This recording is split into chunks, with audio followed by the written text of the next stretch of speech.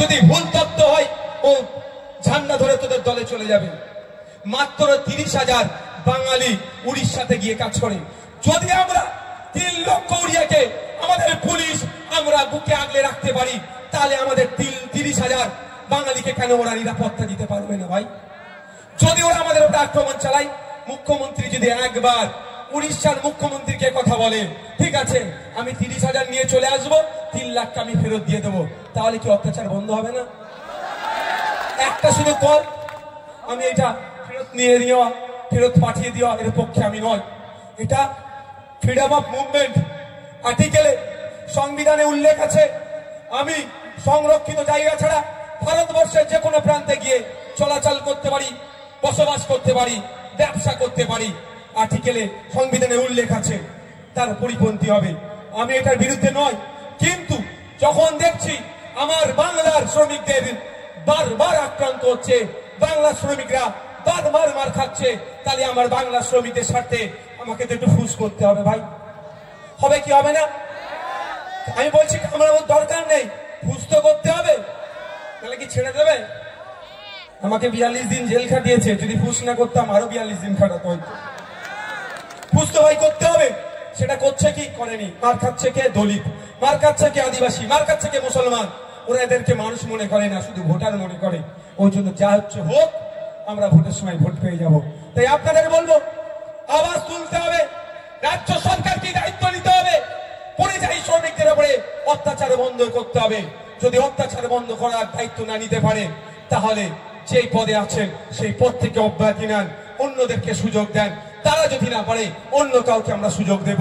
আর আমি বিশ্বাস করি, যে পদে বসে আছে মাননীয় মুখ্যমন্ত্রী মমতা ব্যানার্জি, ওই পদই পারে আমাদের পরিযায়ী শ্রমিকদের উপর অত্যাচার বন্ধ করানো।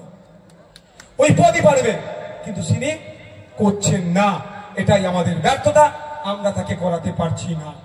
তাই সময় আসলে আঙুঠাটা যেখানে দেন, আনেওয়ালা দিনে, আগামী দিন যেটা আসছে, আঙুঠাটা একবার ঘুরিয়ে দেন, দেখবেন আপনার অত্যাচার বন্ধ হবে।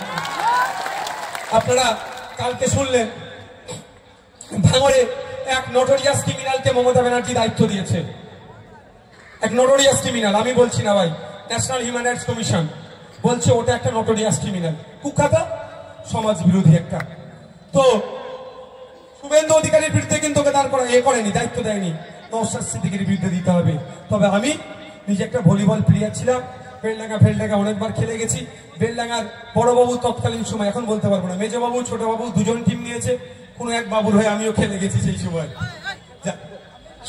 2016 আগের কার কথা বলছেন। শিক্ষা ব্যবস্থায় শিক্ষা প্রতিষ্ঠান দিতে হবে বেশি বেশি করে।